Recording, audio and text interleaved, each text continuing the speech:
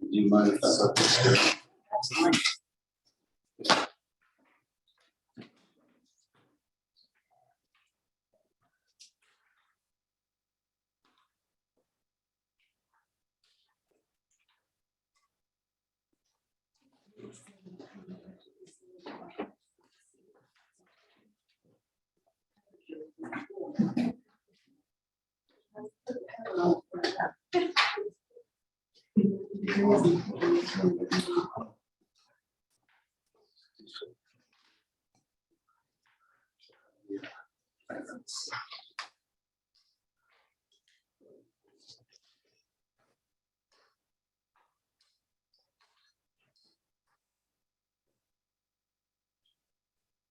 30 seconds. Talk you.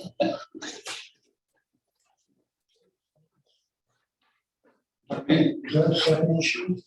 this right here, the sign in, like that up. This was- I didn't see it when I came down.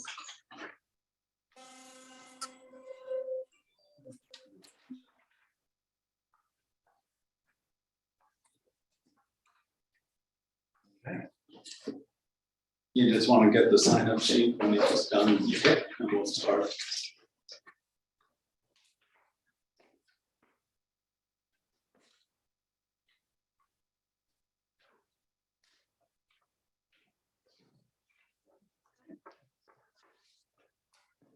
Yeah. Thank you. We good? May 3rd, 2023 City Council meeting is now called to order. The first order of business is appointing the vacant council seat. I would like to nominate Sharon Kopfler to fill Austin's seat. Second. Is there any discussion? Can I get a vote, please? Yay, nay? Yeah, yeah, yay. Yay. Do you need a second Okay. before we vote? We got it. Rita, I'm sorry. Yeah.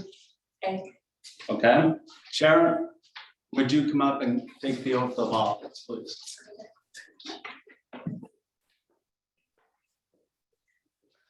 Mayor?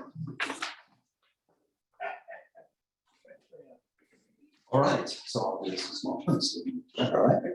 So I, Sharon Putnam, I, Sharon Klepfer, do solemnly swear do solemnly swear that I will support the Constitution of the United States of America that I'll support the Constitution of the United States of America and the Constitution and laws and the Constitution and laws of the state of Oregon of the state of Oregon and the charter, and the charter, ordinances, ordinances, and rules of procedures for the city of Deer Park. and rules of procedure for the city of Gerhart. And that I will faithfully, honorably conduct myself in position 4 for the city of Deer Park, I will faithfully, honorably conduct myself in position 4 for the city of Gerhart, to which I have been appointed to which I have been appointed to the best of my ability. to the best of my ability.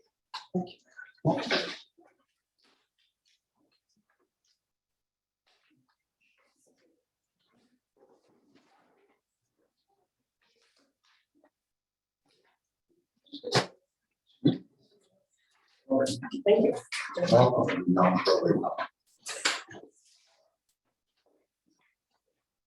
Sure. Okay. I'll let her get settled a bit. Okay, now we'll have the declaration of conflict of interest. Does anyone have a conflict of interest? No, sir. No. Alright. Okay, I need to declare a possible conflict of interest because I'm going to be voting on the building officials RFP, and at some time in the future, there may be a need for me to interact with him with a building permit. So I'm just notifying everyone that it's possible to be a conflict of interest, but not a conflict of interest at this time. Okay, approval of minutes. We have the work session for Wednesday, April 5th. Any corrections? Yes, sir, I make a motion that we accept the work session minutes from April 5th, 2023. May I just make one correction, Oh, please, sorry. on the page 2 at the back? I don't know if it's supposed to be Counselor Smith or Counselor somebody else, but it would Yeah, prefer to have it be Mayor Smith to be accurate. Okay, approval of minutes as amended. I'll second it because I don't think it's seconded. Okay, well, just to be clean, I'll make a motion to approve the minutes from the work session on April 5th, 2023 with the corrections Mayor Smith has requested. Then I'll second that. any discussion? All those in favor say aye. Aye. Aye. Okay, that passes. Now the public hearing and the regular meeting for the city council on Wednesday, April 5th, 2023. Any corrections to the minutes? Hearing none. I'll take a motion to approve. I move that we approve minutes of our April 5th, 2023 regular city council meeting And public hearing. and public hearing. Thank you. I'll second that. Second. All those in favor? Aye. Aye. Okay. Okay, that's over. Approval of minutes for the executive session of the city of Gerhart, Wednesday, April 19th, 2023. Are there any corrections to the minutes? Hearing none, I'll take a motion. I move that we approve the minutes from the executive session on April 19th, 2023. Second, anyone? I'll second it. Second. All those in favor say aye. Aye. Aye. Okay.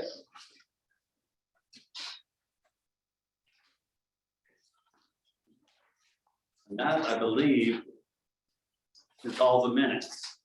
Everyone has a copy of the planning commission report? Any questions that we need to discuss? Hearing none. Well, What? I think we should clarify that the motion, that the item, the zone change item was withdrawn. Right, so the applicant's attorney confirmed with me that they were withdrawing the zone change application. I asked if, she didn't indicate if it would be coming, if they were going to apply again in the near term. They did state at during the hearing that there's a study of the septic system, and they did not believe that they would have the information on capacity until 2025. So. Okay. Thank you for that, Counselor. All right, so any other questions or comments about that report? All right, Mayor's report, I'm going to just talk briefly that Oxcom, the Clatsop County Auxiliary Communication System, had a practice round on Saturday or Sunday. Like, it was this weekend. Monday? Sorry. All right, they had it recently and it worked really well. They were able to hear all over the city and communicate with them, so it went very well. The rest of my report is no, because I was sick and I was gone, so yay me. Counselor reports. What would you like to start with? I'll start with you. All right, well, first of all, let's start off with a reminder of the firefighters ball on May 27th. This is gonna be a lot of fun from what I hear, and I'm really excited about it. It's something that we've been needing for a while. And a reminder to all that if you can't attend, or if you don't have any cash on hand and you still want to donate to them, PayPal will allow you to use your credit card, which allows me to also get my airline miles for doing a good deed. So I encourage everybody to either attend or give them whatever way they can. A couple of things have gotten back to me throughout since our last meeting. I've had a number of conversations with citizens, been watching things going on online. There have been some public shout outs to Sergeant Brown and to Karen in the post office for their good deeds. I think everybody appreciates that Officer Brown is busier than a one-legged man in a butt-kicking contest these days, being the only guy around. And Karen is just, well, Karen's just her usual awesome self, very helpful. But also I want to give a shout out to Mark McFadden. The city's water management and conservation plan was approved, as you can see in the things that were included in our packet. Had, as I said, conversations with citizens, attorneys, and officials from surrounding cities, many of them about the unhoused and about time, place, and manner ordinances required under House Bill 3115. Some cities have already been impacted by this and have already been working on this. We're fairly new to this, and I am pleased to say, I'm comfortable with where we are in this process. We've had meetings with attorneys. We've gone on that part pretty quickly. We are ahead of some of our surrounding cities, in case you didn't know that, who are just now starting to address camping issues and figuring that out. In the last month, I attended Warrenton City Council, where they discussed RV camping ordinances specific to their city. I also, while I was there, they had an interesting presentation from P&E came in, the regional managers came in to talk about their proactive efforts to reduce electric outages and what they're doing. It was kind of interesting, so I thought I'd share some stuff from that. Number one is recognizing that they need equipment out that is a little different, a little more hardy out here on the coast than what they're usually installed someplace else, and that it needs to be replaced on a frequency greater than what they would say in Portland or someplace else. They're aware of that, they're working on that. They also have worked to develop a team of meteorologists that help them pinpoint, much better than you would get on your local news or even what my phone tells you from day to day or from hour to hour as far as what's gonna happen in the near future. And that allows them to deploy the resources appropriately with both their regular employees and through contractors. They recognize that apparently up in Warrenton, they've had a couple of issues where they've had some power outages and they did not do as well at notifying when the outages were going to occur and the people that were affected by that they were either coming, were occurring, or when they were going to be back up and running again, and they're working on that also. They appreciated the feedback that they got. I also attended the League of Oregon Cities 2-day spring conference in Seaside last week, where they talked a lot about homelessness. I was disappointed that the discussions that they had from the state level were more about causes of homelessness, which I don't think any of us really need to hear about. What we really need to do is, what we really need to be talking about at this point is solutions. Also heard from the League of Oregon Cities, I guess I would call them a lobbyist, who gave us an update on our, a couple months ago, we signed up with the Oregon Mayors Association to ask for approximately $76,000 to put towards dealing with homelessness.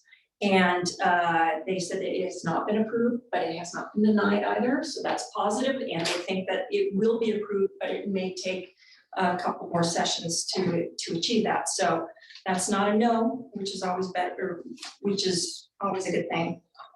Almost as good as a yes, but with a lot less money involved. And then they also talked about social media and misinformation, which is something that just about every city apparently is dealing with. There were a lot of people in attendance at that meeting.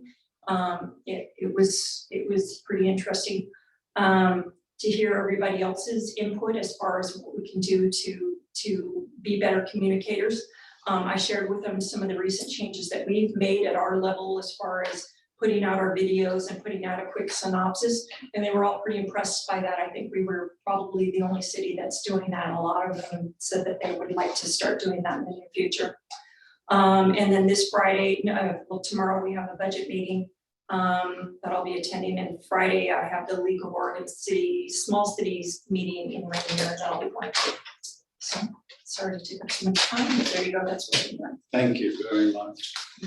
Sharon, would you like to voice any concerns? Can I tell them about CERT? You can. Okay. The community emergency response team of Gerhard took a hiatus while we waited to see who was going to be in charge of the fire department, because we work in concert with them. That's been ironed out. Hutch is our liaison. We've been meeting once a month now for several months.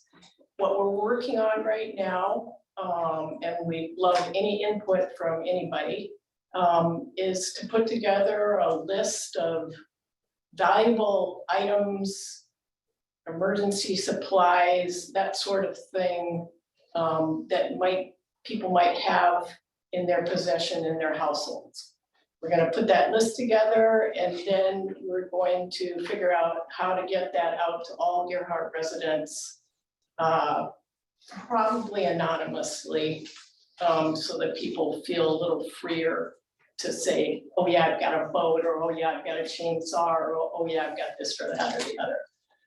Just so we know where supplies are per neighborhood, and what we can sort of count on having in a big event. That's it. Okay, when you say valuable, you're not referring to my diamond ring, you're talking about chainsaws, generators, boats, Right. skips, things like that. Okay. I just didn't want people to. Come to your house. My diamond ring is the only thing I got. All right. Rita. Well, it started out on a happy note at the Easter egg hunt put on by the fire station. It was great to see the community together for the first time in a long time, so that was kind of cool. Then at the last meeting, Penny Sobel talked about the meeting that she was going to have with Helping Hands, and Alan Evans and I attended that along with Councilor Gould and Preston, and I learned a lot. It was awesome. Then, when Brent Warren was a counselor, he was on the Regional Housing Task Force. But now that he's no longer representing Gerhart, I will be doing that. So I went to their meeting on April 18th. That was really interesting. And then, although this doesn't have to do with Gerhart, I attended a presentation from the Classic Community Action regarding their village, their tiny village that they're gonna put for homeless people that's right next to the food bank on the north side. And so if anybody has any questions, I have some information and I have a little map of what it's gonna look like. And although I don't know if it's gonna impact our homeless problem that we have, but it might, and it's a good step in the right direction. That's me. Okay, Preston? I have nothing. All right. City officer reports. Sergeant Brown? Well, nothing too earth shattering going on with the police department these days. The stats and the police log have been uploaded to the city blog like last month.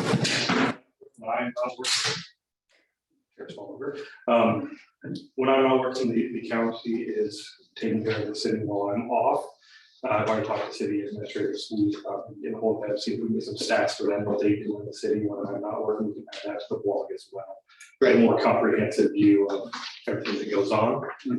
Other than that, I've been continuing to work with the city to work on our homeless camping policy and business as usual. Thank you.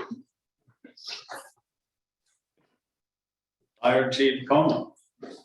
Thank you, sir. Quick breakdown of the calls from last month. You guys should have that report. We had 49 calls for April, 32 were inside the city limits and 13 was in our fire district. We sent out 84 times, 2 to the seaside, once for structure fire, once for motor vehicle accident. And then Astoria and Hamlet, we sent 8 for structure fire for those as well last month. We did not ask for any last month at all. To compare that with last year, April of 2022 was 70 calls for the month. So this year we had a little bit more breath of fresh air with that. And we ended April 22 on call 220, and we ended April this year on call 196. So we're still pretty much on par, even though we're at a short month with that.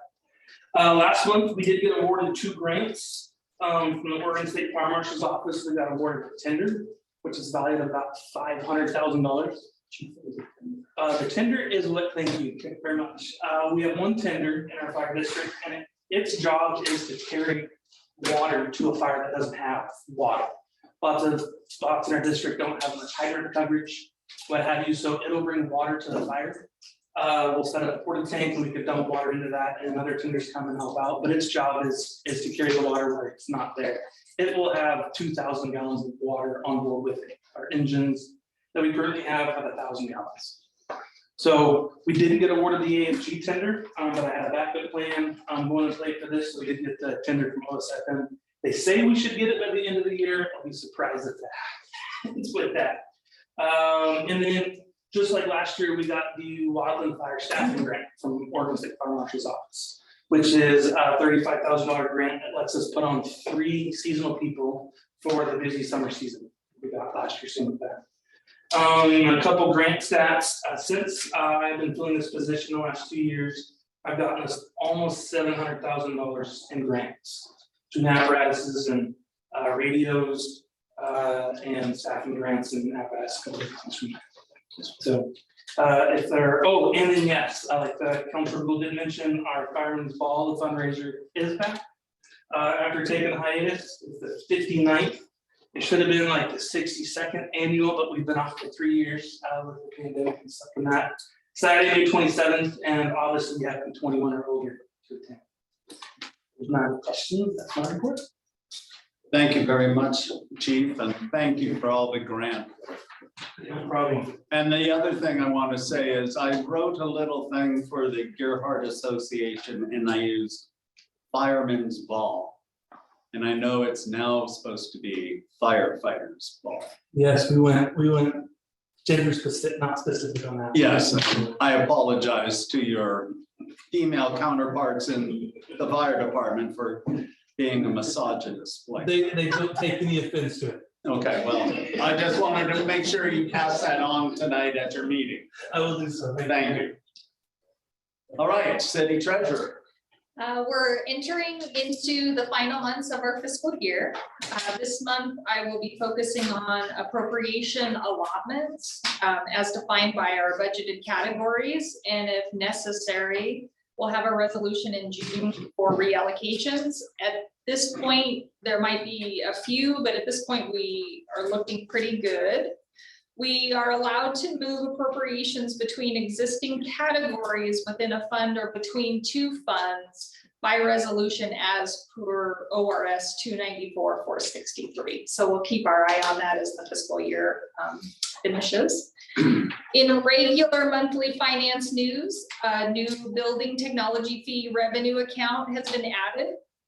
This was part of our building department rate structure implementation and is a new 2% fee charged on all structural, plumbing, mechanical, and planning permits.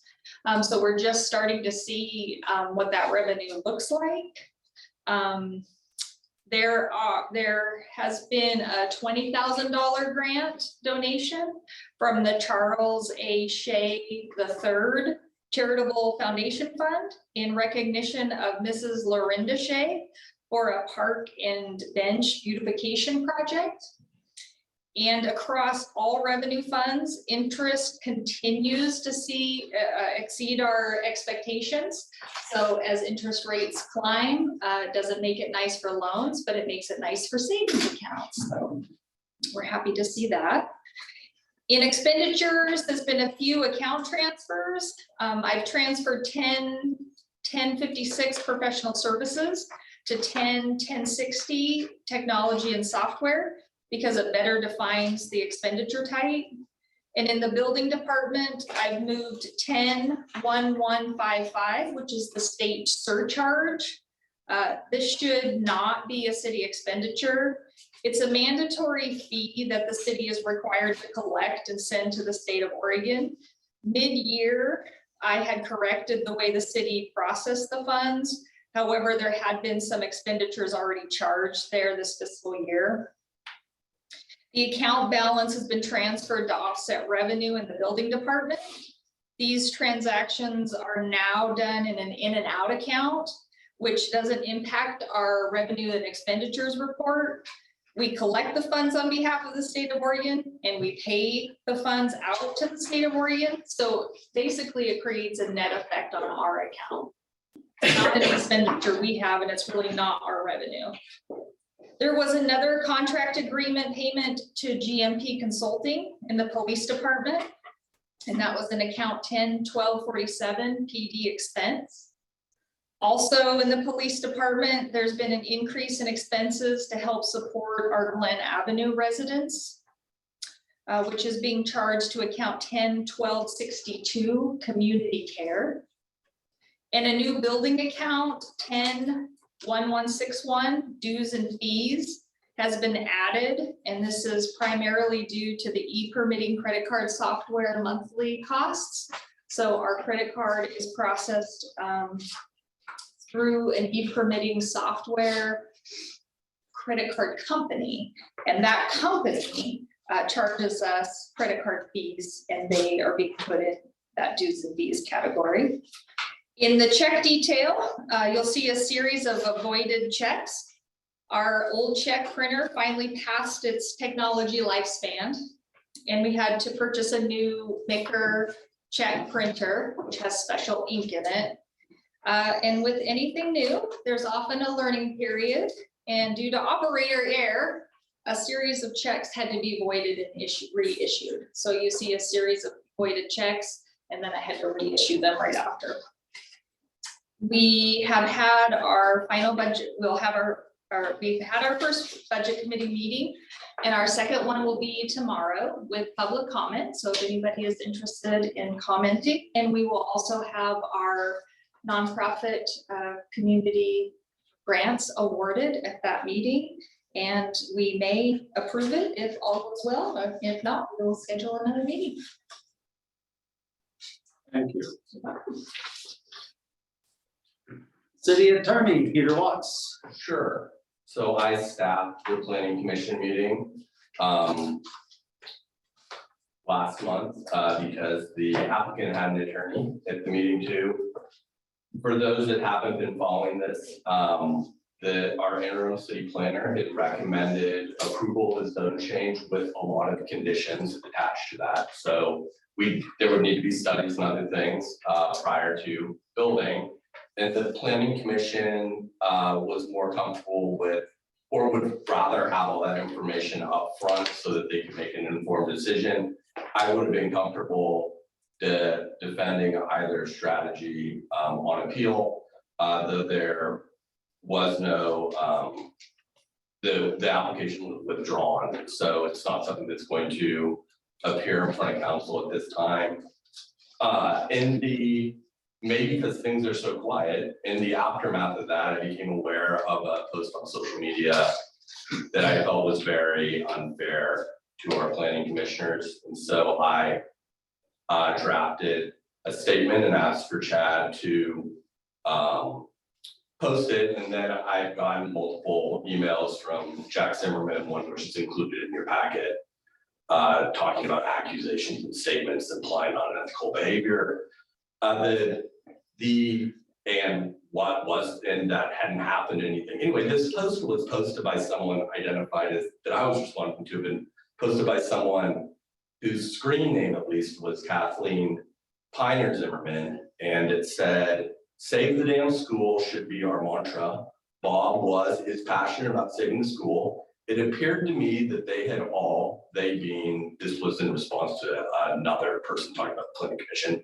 It appeared to me that they had all talked and prepared their commentary and come to a unanimous conclusion ahead of this meeting.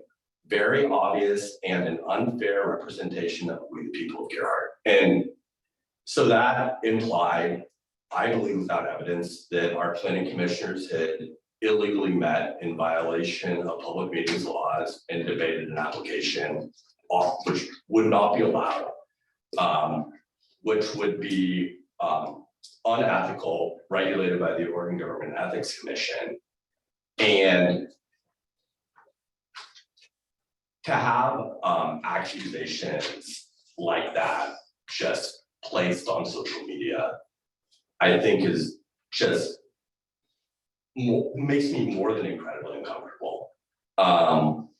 I have not always agreed with the decisions and recommendations, in my personal opinion, that have been made by the planning commission, PERS.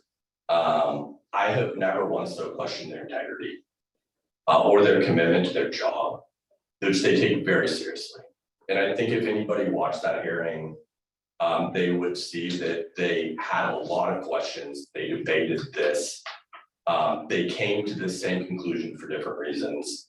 It seemed to me that the chair had spent a tremendous amount of time on this application. And I will continue to express appreciation for a job that volunteers do, a very hard job. And in my mind, if someone's going to accuse them of prejudging and colluding around a decision, they should provide evidence of that. On a happier note, shout out to Tom Tees for identifying something that legislative council and a lot of city attorneys haven't, which is that in House Bill 3115, the standard is reasonable, which in virtually every other context has been held to be unconstitutionally vague, which is why on things like a noise ordinance, we have clear and objective criteria. So what are reasonable restrictions around houseless individuals? Well, that's not clear and objective, so we're gonna guess. And the law is on the books for at least the time being. So we're going to have a record that I guess in our mind, in our opinion, to the extent that we're reasonable individuals ourselves, that we have some reasonable restrictions. Because we want to do that prior to July 1, because that's what the state has told us to do. So I don't know what the chances are for this House bill on if it is challenged, because in my experience, judges really like clear and objective criteria around regulations, not a reasonable person standard, but that's how the bill was written and that's how it was passed and signed into law. So that's why we're dealing with it in the manner that we are, and hopefully we're not the jurisdiction that gets to challenge it, because we've made enough law, frankly, in your heart. And I think that is all I have for you, unless anybody has any questions. Thank you very much, Peter. You're welcome. City Administrator, Chad. Thank you, Mayor, Council. So we're working with the city of Warrenton on negotiating water rates. They are looking to change their water rates. The city of Gearhart is probably going to need to increase their rates in the near future to remain solvent in regards to our budget. So we're working on those two projects. The city of Warrenton, I'm working with Administrator Esther Mulder, and the conversations have been great. And we're just trying to get over a few things, and so that we can bring a memorandum of understanding about those rates to the city council in the near future. So we'll be talking a lot more about water here soon, including a project that I'm working with Mayor Smith in regards to our water modeling, learning more about our water system. And we have some people in place now that believe that the city of Gearhart has enough information to begin talking to Water Resources Division again and looking to relax some of the restrictions that we're under because of our location and just waiting for this information. So we're excited to start working on that, and I think some good news will come out of that. I'm hopeful. We did have the zone change application, but that I think has already been discussed. We did hold some police officer interviews on the 19th to discuss with the candidates that we had. City council was present for that. We're going to get some more information about our candidates and maybe work out some questions, and then we'll be bringing those candidates again to the city or to the councilors for consideration for potentially hiring a new officer. Do you mind if I interject real quick? Yes, please. The Seaside Signal to the newspaper article that came out today kind of implied that we had also conducted preliminary police chief interviews at that time too, which is inaccurate. We still have not done that yet. So we're going to have the public meet them first, and then we're going to do our interviews. That is correct. And so with that segue, on Monday, May 8th at 6 p.m., we're doing a meet the police chief candidate reception. Currently, we have two candidates, Joshua Gregory and John Walker. And this will be the public's opportunity to meet. It'll be here at City Hall, again, from 6 to 7:30. The candidates will get up and do a short dissertation about who they are and what they are about. And then they'll be available for questions as well.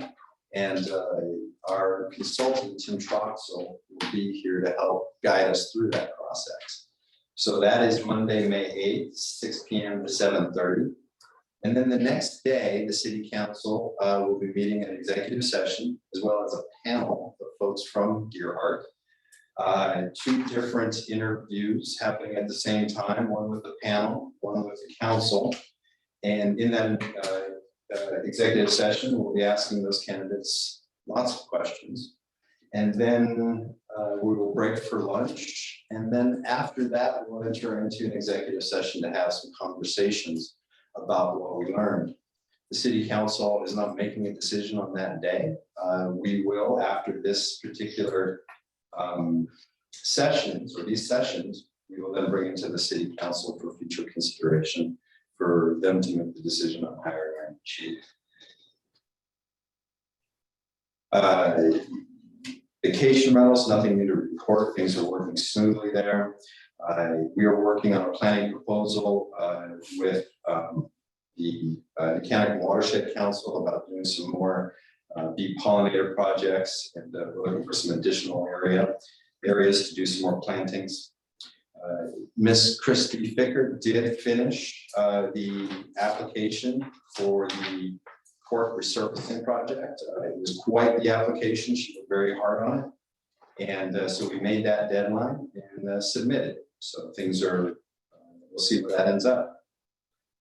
As a reminder, we have a work session, 5th Tuesday, and we're going to talk about council goals. And I'm sure that at that point, we may have some other agenda items to add as we get closer to that, but we'll get the agenda out to the public and council well before that. Offices will be closed Memorial Day, and that's my report for now. So unless you have any questions. Any questions? Thank you, Chad. Okay. We'll now move on to visitors. Melissa Eddy. Give you any information before I proceed. No, you're Just go not ahead. testifying. Not testifying. No, not yet. Great. May I approach with some information? My name is Melissa Eddy. I'm a Gerhart resident, and I passing out some information about the street dance right now, and I'll get up and then talk about it.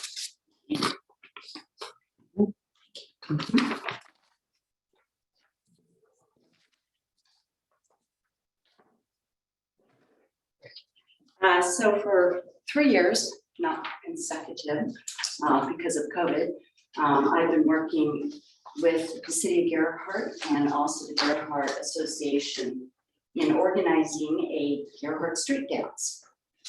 And it has gone over very well with the community. And so on their behalf, I'm here to ask for the city's support once again. We do already have Gerhart Association support and commitment for half of the budget. And we're asking if you could cover the other half along with setup and tear down, which is all right there in the paperwork. The event would be held July 3rd. Excuse me for my scratch up above, but I pulled from last year's budget.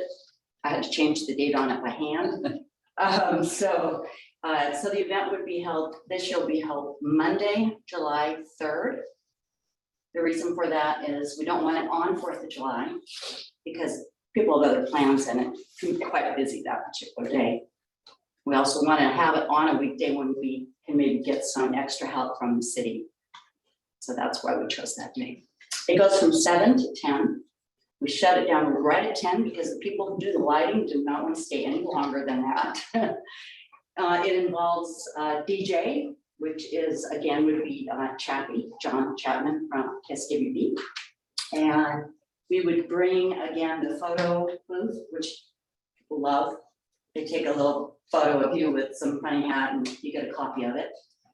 And then we do a kids table. So this is open for anyone and it's all free. So kids love it. They can play with chalk and, you know, there's candy there and all kinds of fun stuff.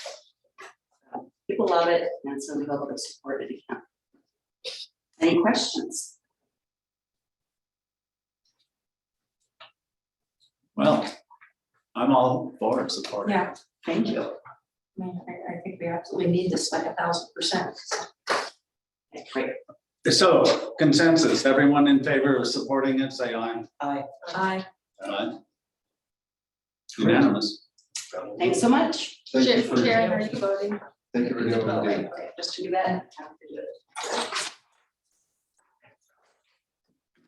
We have Mr. Martinez on. Okay, Edward, you're up next. Wonderful. Can you hear me well? Yes. Thank you. Appreciate that. Good evening, everyone. Mayor Smith, council members, city staff, as well as residents of Gerhart, City of Gerhart. My name is Edward Martinez. I am a government affairs senior manager with Charter Communications, also known as Spectrum. Thank you for the opportunity to provide you with a small presentation regarding Charter Communications, pretty much footprint in the state of Oregon. And can I share my screen, or is that, or is staff member going to be providing that for us? Yeah, Miss Christie should be able to get you this. Yep, she just said yes. Give me just. Got you. Appreciate that. Now, this particular presentation is not specific to our upcoming ordinance number 938. Again, it's just to provide the council members and the mayor a background of charter communication. So whenever you're ready.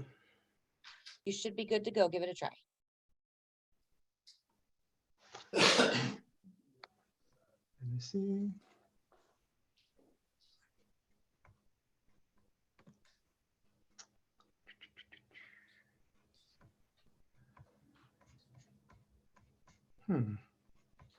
Wouldn't be surprised if you're having some challenges. I was having some challenges here earlier, just with the Thank app. you. So, Yeah. So I actually have it as a PDF, but it doesn't give me the option to do a PDF anywhere there. Let me see. Are you able to pull it up in a browser? Let me see. That's interesting.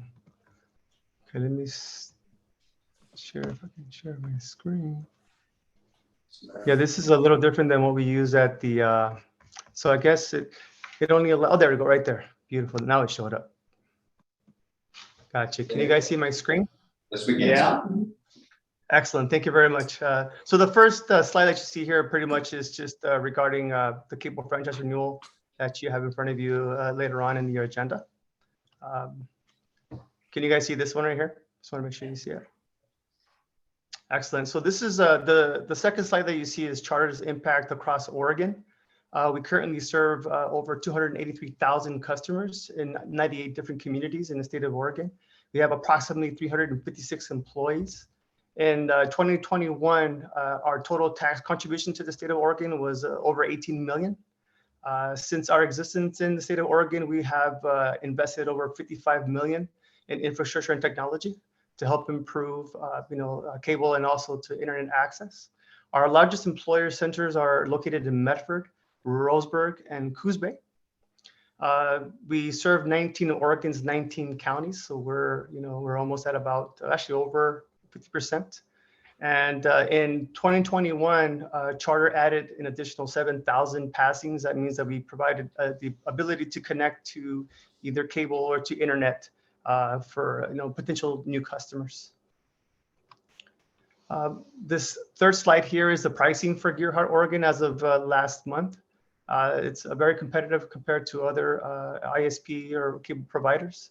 This is just a rundown that you see of what we offer. We also have gotten into the mobile cell phone business in the last couple of years, where we do provide what's called Spectrum One package. It offers internet and also a unlimited mobile line data for $50 a month, which is probably the most competitive out there currently in the market. And we do not charge for having the modem. So that's one thing that we have above other competitors. I'll go on to the next. For our low income and bulk offerings, we do offer the Spectrum Internet 100 under the Affordable Connectivity Program. Eligible households can get up to 100 megabytes download speeds for just $29.99 a month. That includes, again, the modem, in-home Wi-Fi, and self-installation at no additional charge. Qualified households can receive a $30 monthly credit towards the internet service. So in reality, you can get that for free. And if anyone would like additional information, I can provide that to you. But if you were just to Google ACP or the Affordable Connectivity Program, you can find that information online. And this other additional slide just provides you with more information on the Affordable Connectivity Program. Charter also offers an even more reduction in cost offer. It's called the Spectrum Internet Assist, where it's 30 megabytes download for less than $20 a month. Again, we provide the free modem and free access to our national out-of-home Wi-Fi access points. And that's pretty much the very last slide. I want to thank you very much. Charles Deister is actually the assigned Director of Government Affairs for that part of the Pacific Northwest. I kind of float around and help out different folks. So that's it for me. If anybody has any questions. I have a question. Yes. I was in your office the other day, and because it seems to me that I have internet service in my house, you guys. And and I'm across the tracks on the east side of Gerhart. And it seems to me that my internet service is really spotty. So I went up to the local office in Morton and I asked them about it. And they said, we don't, see anything wrong with that. I asked them for a senior discount that you guys apparently don't offer. Is there a reason for that? I'm not sure why we don't offer a specific for seniors, but we do have other offerings that we can provide you more information of. If you want to leave me provide me with your name and information, I can get a hold of you and provide you with that information as well. Okay, and the next question I've got is just exactly how fast is 30 Mbps? Well, How that's long- actually, that will get you the ability to go on to the internet. Of course, if you're gaming or streaming it, it's a little bit more, you need more, but that is just, the offering would be to be able to go onto the internet itself and browse. So that's basically really slow. I'm not a It's techie. the ability to get on the internet, yes. Okay. All right, that's it. Thank you. Thank you, Zul. Any other questions for Edward? I have a question. Okay. Please excuse my ignorance about this, but the 10-year contract that you would like the city of Gerhart to renew, are there contracts for different types of, or different years with other cities, or is it always a 10-year contract, or? Yeah. Generally, the general standard would be the 10 years. And then after that, we can sit down with the cities to do an additional, automatic 5-year renewals. But the standard is for I would say all cable providers is 10 years. Okay, and then the 5% that we get of your gross revenues, is that what every city gets is 5%, or does that vary from city to city, or how does that work? It's capped by the federal. Yes, correct. Yeah, that is actually the average, like the standard for whether it's a county, a small town, or a city to get is the annual is 5%. Sometimes even less, but the 5% is usually the average. The one variable is that they offer free cable service providers offer free cable to certain public buildings. That can impact the franchise fee, but not in Oregon, because courts in Oregon have said that the cable providers would have to prove how much it costs to provide that free service versus how much an ordinary person would pay. So practically speaking, there's no way to do that. So ours is just going to be this straight 5% unless we had public access television, which we don't. But that's about it. Any other questions? Thank you very much, Edward. Thank you as well. Have a good evening. You too. All right. We will move on to public communications, written and oral. Everyone got a copy of the letters in your packet. Are there any questions about the letters? Does anyone have any comments?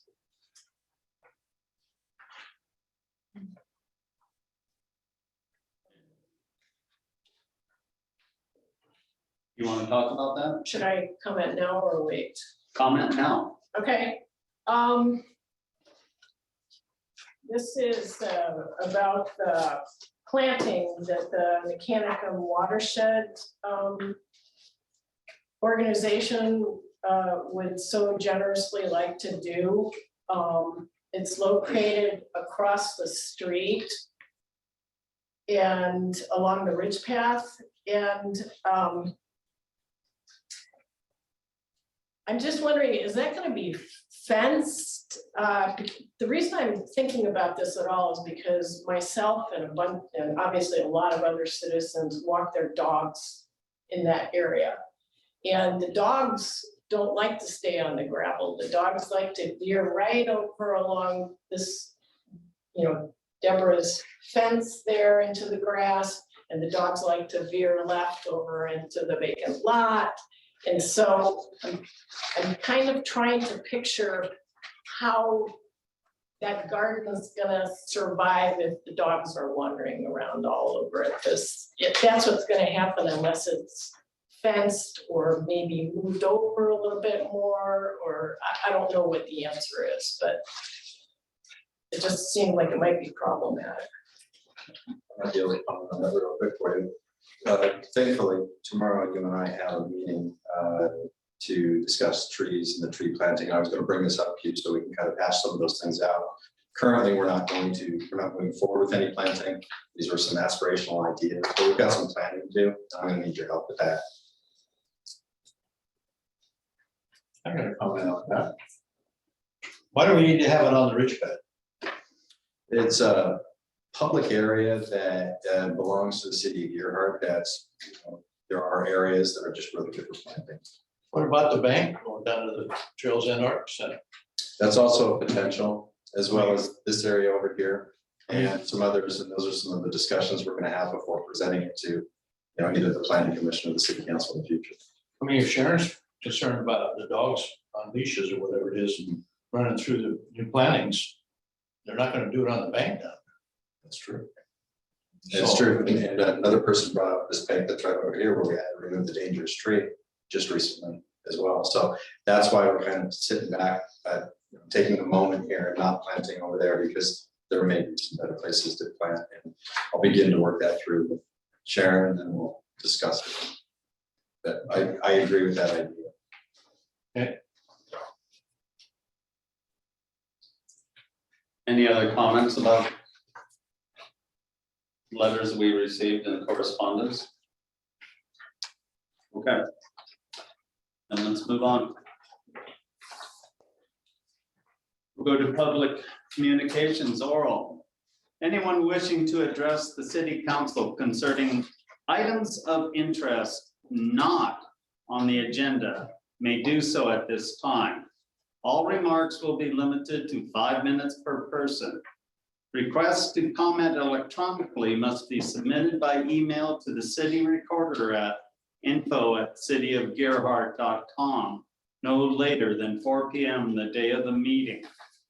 In-person attendees wishing to speak are required to sign in prior to the meeting. Do we have any electronics? We don't, do it. Late submission to. Yeah. I think there was one in there she put in there. It was sideways, I think. Was it Tom Tease's? No, yeah, that was the one that was sideways, but I'm not sure. That's Maybe we'll written solve Tom's correspondence user. he's talking about. Oh, sorry. Yeah. No, not ready. Sorry. That's all right. Okay, then we'll go to people that have signed in. Susan Spring, Nothing. not there. Beth Cameron, Yeah, I'm gonna stand here so that when I'm crying. Sure. your name and address, Yeah. please. Beth Cameron, 2906 Pine Court. The following letter was forwarded to me and I'd like to read it to you. Though I am not a man of many words, I have strong core values. And I realize it's my job to represent my constituents, not myself. I have attended countless meetings, working hard to create solutions for Gerhart that we all want to protect. I'm not about creating chaos, conflict, and confusion. I have lived in Gerhart for 33 years. I am proud to share my platform because it was forged by my character, created by 4 years of hard work and by listening to our citizens. Honesty. Above all, this is the most important to me. A city councilor's job is to be forthright, direct, and transparent. It requires integrity and reliability. Solutions.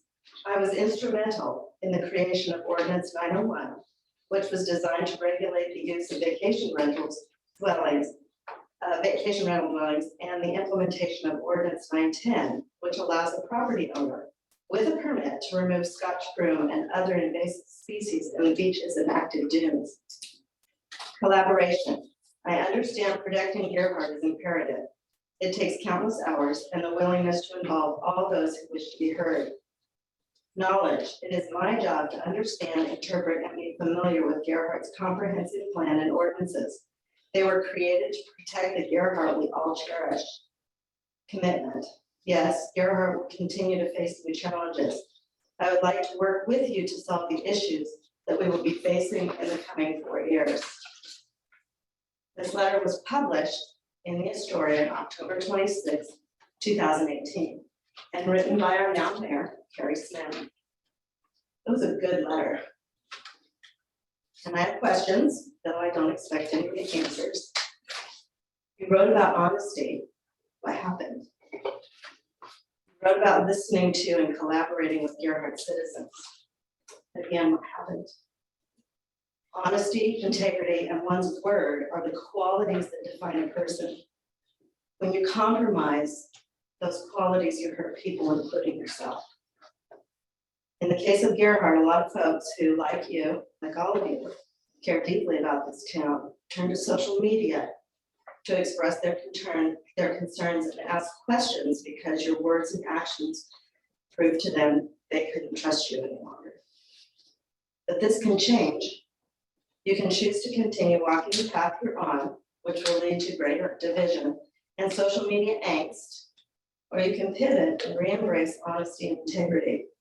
It will take time and some hard work, but you can rebuild trust. The path you choose is up to you. Your legacy is up to you. And how do you want to be remembered? I decided to speak. I was on the fence, but I decided to speak because I found it to be very disingenuous. The way that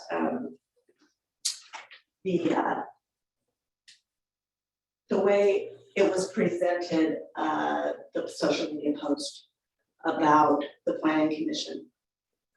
Because it's expected that somebody who wrote from a place of frustration and lack of trust because they haven't been shown they can trust our officials made a statement, and yet there are those of us who were accused of things that we did not do. And I find the statement that was made tonight very disingenuous. And that makes me sad. So I think that's what I really want you to understand. You're creating your legacy here. Honesty, integrity, and the trust that you are choosing to either build or destroy. Thanks a lot, Beth, for your comments. I really appreciate it. I will tell you though, I don't agree with hardly anything you said. Can I say something? Yeah, these are, yeah. Pardon me? Can I say something? Can you wait until John speaks? Because John's next on the list. I can't read your last name, Lansing? Lansing. Like Lansing. Like Lansing, Michigan.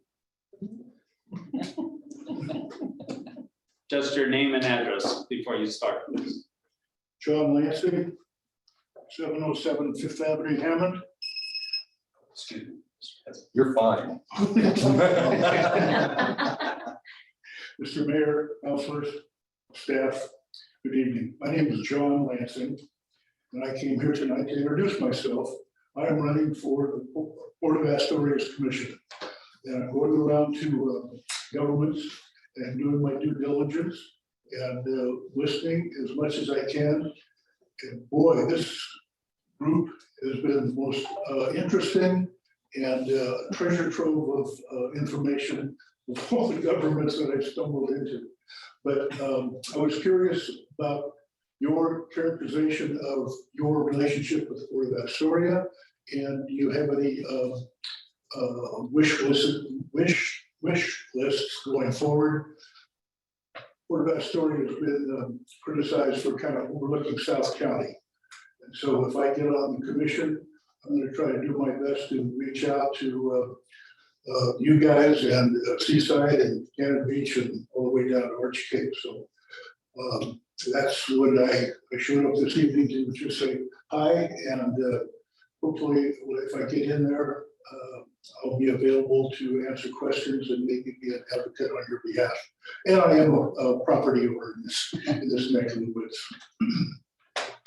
Okay, well, I cannot answer to our relationship with the Port of Astoria. I will, though, if you win, write you a letter and give you a list of our concerns. But to speak off the cuff, I can't do that. Oh, I realize that this meeting was not, I mean, I didn't show up with an eye towards the question and answer on the thing. I just wanted to say howdy, and hopefully we can have a meeting going forward. And your report was dynamite. She is very good, isn't I'm she? learning an awful lot. And living in Hammond, and learning about the electricity and 48 hours of convict camping was a little bit, was a little tough. I can't take responsibility. That was Warrenton's idea. I thought it was an excellent idea that I should share information. I got from them with you. That's good to know. Thank you, everybody. Thank you. Preston, good to see you again. See you. Susan, you had something you wanted to say? I am not on social media, nor do I read social media. Susan, if we can get your name. Oh, I'm and Susan address. Spring, I live on 641 3rd Street. Thank you. I am not on social media, nor do I read it. But whenever somebody says something about somebody, like their honesty, some big thing they're talking about, and never give any examples of why they find them so dishonest or so repugnant in this way, I find that really insulting. If you have a problem with something that Carrie has been dishonest in, please tell us the facts. I'd be happy to give you all sorts of stuff. You mean there are so many you can't, I mean, I don't, Oh, okay, okay. thank you. This is not a question and answer, but I appreciate that, Susan. All right, is there anybody else who wants to make a public comment? Then I guess we're going to close the written and oral part of this meeting and move on to ordinances and resolutions. The meat and potatoes, as they say. So let's go to ordinance 937. I believe that's the first one on my list. Yes, sir. Chad, will you read it once by title only, please? Sure, so this is ordinance 937, an ordinance amending the rules and order of business for the meetings of the city of Gerhart. The Gerhart City Council, excuse me. Okay. Did you want me to read that? No, I wasn't sure. I'm sorry. Thank you. We've already gone through this. Thank you. All right, does anyone have any questions or any changes or anything like that? I have no changes. Okay, can I get a motion to approve? I motion to approve the ordinance as written. I'll second it. Got a motion and a second. Is there any discussion by anyone? All those in favor say aye. Aye. All those opposed? Thank you. Thank you. That ordinance will take effect in 30 days. Great. Okay. This is ordinance 938. Charter franchise agreement. Chad? Thank you. You folks, you have the synopsis. We've had the presentation. And this is to re-up our franchise agreement. We have other franchise agreements with other companies, such as Pacific Power, such as telephone companies and such. And so we've gone over this quite a bit, had many discussions. Justine's done a lot of work on this. So from there, if the council has any questions. Any questions? Any discussion? Well, I'll ask for a discussion after a motion. Second. I'll give you a motion to approve ordinance number 938, reading once by the title only. Can I get a second? I second. Any discussion? Having no discussion, all those in favor say aye. Aye. Aye. Okay. Moving on, We're going to go to ordinance 939. Chad? Thank you, Mayor and Council. This is 939, an ordinance amending the municipal code to regulate camping activities on the city property. We'll go through the synopsis on this one.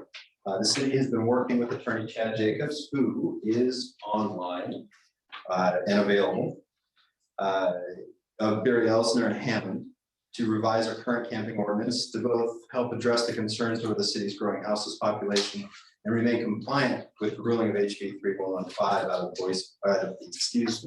the Ninth Circuit Court of Appeals, Boise versus Martin.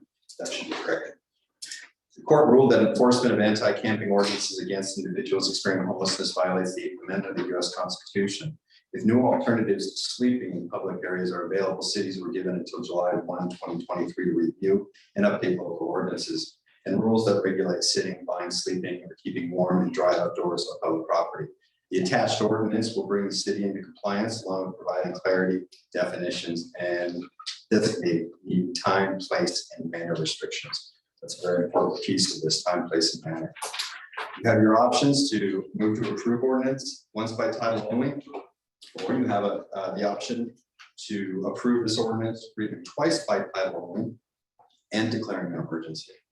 And then that way, the ordinance would take effect immediately rather than in 60 days from now. Or your other option is to take other action desired by council. Staff is recommending twice by title only, so we can get to work on this situation and help people out. The existing camping ordinance of 660 will be repealed in this, and from there, I think we'll just open it up to discussion and questions when you're ready. Okay, I'd like to make a motion to approve 939, reading it twice by title only and declaring an emergency. I'll second. Any discussion? No, I think that's the appropriate choice. I just read that Southeast Portland had a fire where they lost 4 motorhomes and people were horribly burned. I think that this is an emergency situation in light of the fire that we just had. I have a question for Chad. So if we read this twice by title only and declare it an emergency, would that mean that tomorrow these rules would take effect on our current situation on Glen Street? That is true, correct? So anything that is in violation that's specified here would be apropos. Yes, ma'am. So do you see any changes that would happen after today? Not immediately. Okay. But what we want to do is I've got a meeting with our attorney and our staff. We're going to get together and discuss all of the aspects of this ordinance and talk about our plan. But we anticipate beginning the process of through this ordinance at the beginning of next week.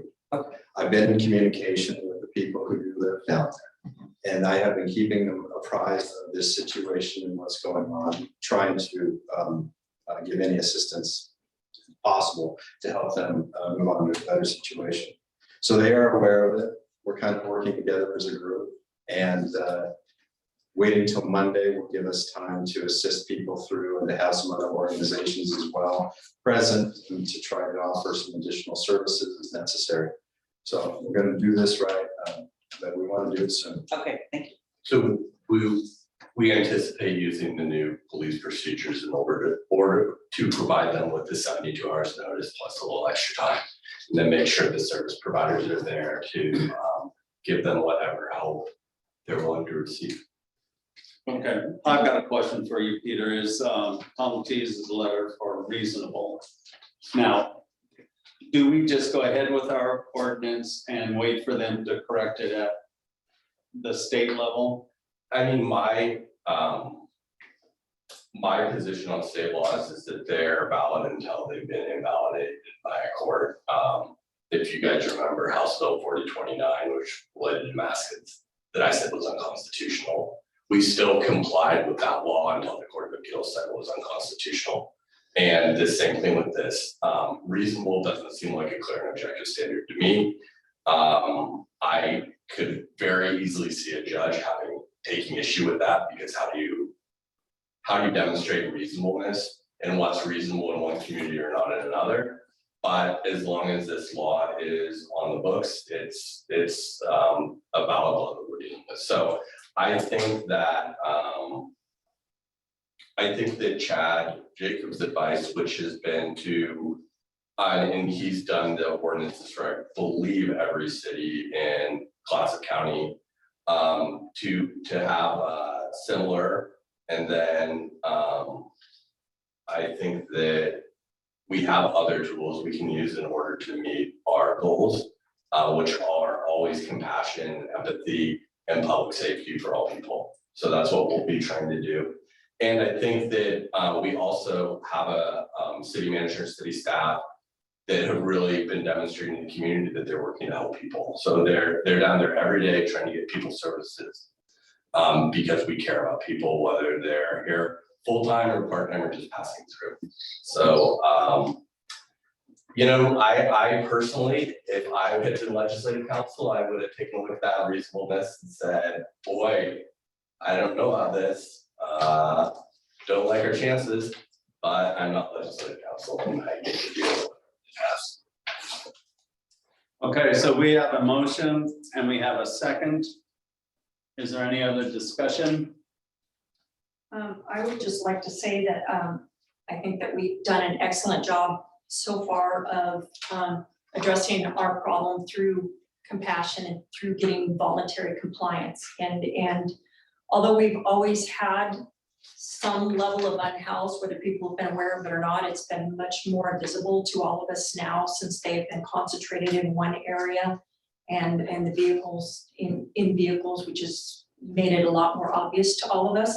But I think that we so far have done an excellent job of gaining voluntary compliance and trying to involve social services. And so this ordinance gives us the authority to do what we need to do. But I would hope that in our policies that we're going to continue to use more of the carrot than the stick and do cross-reporting and trying to resolve the situation before we then have to say, okay, push has come to shove, and now you're forcing us to do what we have to do, which is what I have seen all along. So I'm comfortable in voting for this.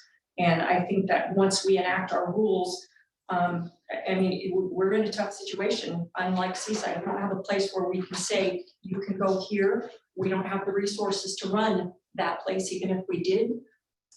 So I think this is probably the best solution that we have when you look at all of the competing stakeholders in this. I think this is the best that we can do.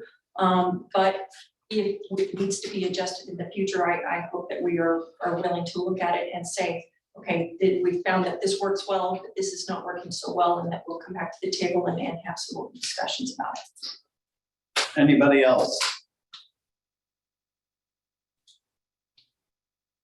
Chad, I'm gonna have a vote and then you can read it twice by title only. Yes, sir. Everybody in favor, say aye. Aye. Aye. All right, Just to be clear, could we get roll call. Yes, please. Dana, Aye. Sharon, Aye. Rita. Aye. Preston, Aye. Carrie goes aye. Thank you, sir. All right, Council Mayor, this is ordinance 939, an ordinance amending the municipal code to regulate camping activities on city property. The second time is ordinance 939, an ordinance amending the municipal code to regulate camping activities on city property. I declare an emergency. Yeah, well, that was just the title. Declaring an emergency will put it into effect, yes, sir. Okay. Thank you very much, everybody. Thank you for your help. And then just a quick comment, we will update that typo about it being Boise's Ninth Circuit Court for the final record. Synopsis. Okay, old business, we don't have any. New business, the planning commission appointment, I am looked over the applications and I am going to nominate Paulina Cockrum to take the place, the vacancy, what? Vacancy. The vacancy, geez, I don't know why I lost that. Thank you. And can I get a second? I'll second. Any discussion? All those in favor? Aye. Aye. Aye. Okay. Now we go to the congratulations, Pauline. I hope, Careful what you wish for. that's right. The Water Right Compliance and Reporting Services, RFP. Chad, will you give us a brief? I will, thank you, sir. New business, this is in March, the city published an invitation to bid or request for proposals, RFP, to assist with the assessing groundwater monitoring, surface water monitoring, and production well data in accordance with the Oregon Water Resources Department. The RFP closed on April 14. The RFP was advertised in the Daily Journal of Commerce, newspaper, and the League of Oregon Cities. Only one bid was received and is attached to this report. Council options from staff purview is that motion to approve the submitted proposal or motion to deny the submitted proposal. And recommendation is that the city has used Sounder before, and actually since the beginning, and have been pleased with their work. Public Works Director Mark McFadden holds them in very high regard. As they are the only bid received, staff recommends to the council motion to approve this proposal. Anyone want to make a motion? I'll move to approve the submitted proposal. I'll second. Any discussion? Okay, hearing none. All those in favor say aye. Aye. Aye. Aye. Thank you very much. Okay, the next RFP is the city building official, Chad. Thank you. The city has been without an official, an official building inspector since November 2021. And then Jim Bryan retired and Mark Bryan took over. Our first RFP attempt saw 3 timeline extension revisions and only 1 applicant. In March, the city published a second invitation to bid for the RFP to assist with a full range of building official inspections. Plan review services, staff decided to wait a year between the RFPs and hope for more bids would be received the next time around. And some comparison could be made when making these decisions. The RFP closed on April 14th. It was advertised in the Daily Journal of Commerce, the newspaper, and the League of Oregon Cities. Once again, only 1 bid was received and is attached to this report. After multiple attempts and extensions, the city staff feels that we need to move forward with this process. So your options are to motion to approve or deny. The city has been using Leonard Brogdon now as our interim building official for over a year. Contractors speak highly of him, of his work ethic, responsiveness, and attention to detail. As Leonard is the only bid that receives, staff recommends that the council motion to approve this proposal. The legal analysis, both the legal notice and the now closed RFP are also available on the city website if you'd like to review that. Okay, and I'll ask a question after someone gives me a motion in a second. Be a motion to approve the submitted proposal. Second. Okay, Chad, we have to have a building inspector, correct? Yes, for the public health and safety. Okay. Any other questions? No, but I mean, I've worked with him in the past. And he is really fair, really honest, and easy to get along. Awesome, thank you. Anyone else? And this is already, and maybe this is a question I should ask tomorrow in the budgeting meeting. But we've considered this as, okay. Correct. And the way that this works is the money that goes to Leonard Brogdon is taken directly from the permits and such that come through us. So that revenue is designed to be able to cover those expenses. Justine's worked pretty hard on this to kind of figure things out. I believe that this is going to be fine. And really, the city cannot spend any of the building permit fee money in anything but building official and building activities. That's by Oregon law. And so we did look at the budget and we do believe it'll work out just fine. So the money that you have to spend on the building official and the building, what was your other term? Building office. Yeah. Office, so could you put any of that into a building fund? In case they ever needed an office that they could build? I mean, could you do that? Yes, we can. And I think after the first year, looking to see how this works, I think that we would take that recommendation and consider doing another reserve fund for the future. The reason being is that there could come a time when the building slows down. Right. And let's say we don't have, we're really lucky to have somebody like Leonard, who is a part-time, not a full-time employee, comes in 3 days a week and makes this work for us. But he really is kind of a unicorn in this now. There are not very many people like him. A lot of the cities are struggling to find and keep the building officials. So this seems to work really well for us. And yeah, I think that will play itself out. So there's been a push by the state to eliminate independent building officials and to have require governments to have IGA, an intergovernmental agreement, to try and share these employees. And the problem with, and I actually, Senator Johnson asked me to have a say a few years ago on this issue. But the problem is that if all of the cities are going at once, then, you know, it just becomes really hard for people to get inspections timely. Because, you know, the builders need timely inspections. And so we still have the ability to enter in this type of agreement.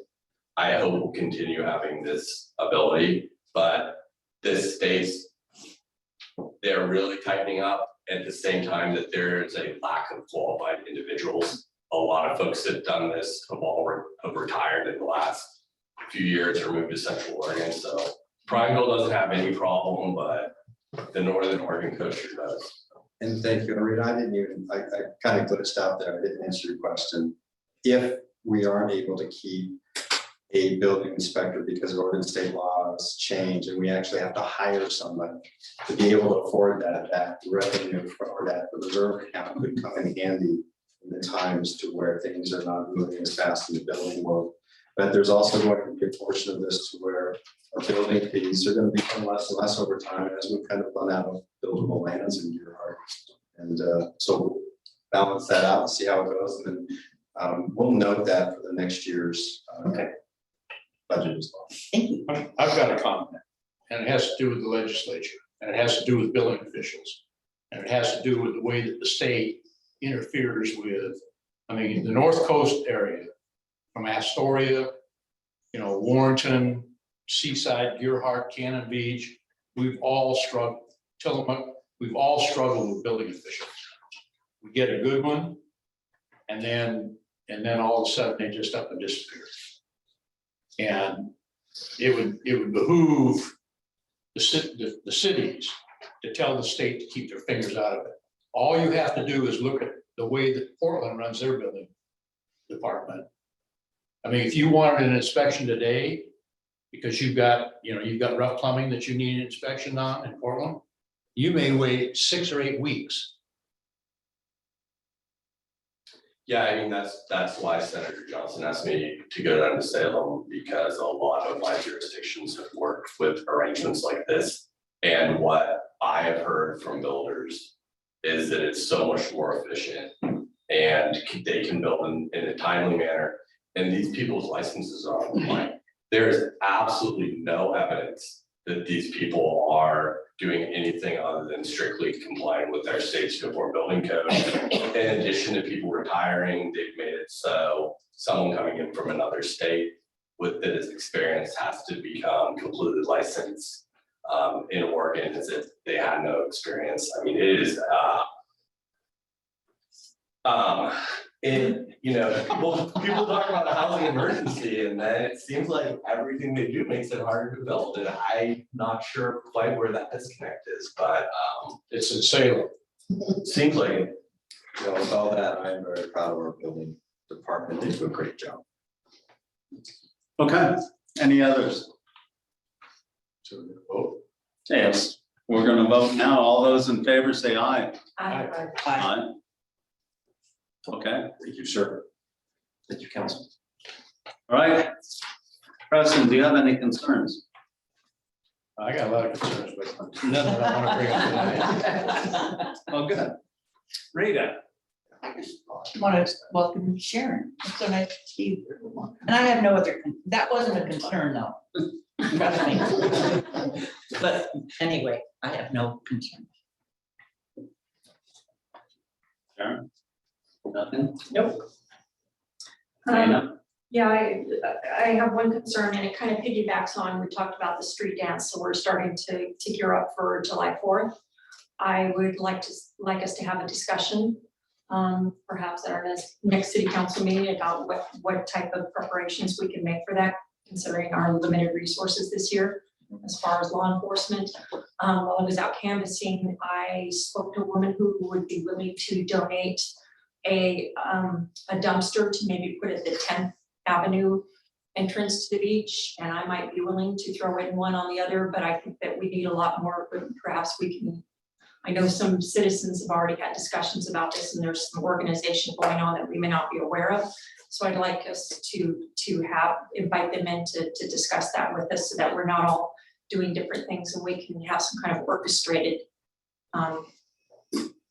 preparation and response to July 4th. Maybe we can And not put that discuss. on the agenda for the work session, the 5th Tuesday of May. That way it's before the council meeting in June, and then we could have something on the agenda in June. That way we're moving faster than slower. That's probably a much better idea. Okay. I have no concerns at this time. I really appreciate everybody coming out. I will take a motion to adjourn. Do you have anything? No, other than just to clarify, before we adjourn, we did have the police officer, potential candidate conversation, and we're not bringing that to the council today. We're gonna go ahead and get some more information and then come back to you on that. Right, that's why I had the other agendas removed, because I wasn't even gonna bring it up. Thank you. Well, we just need to get that for the minutes, sir. Sorry. Yeah, no problem. So that's what you need for the minutes. We can do anything. And I move we adjourn. A second? All in favor? Aye. Okay. Meeting adjourned. so, yeah.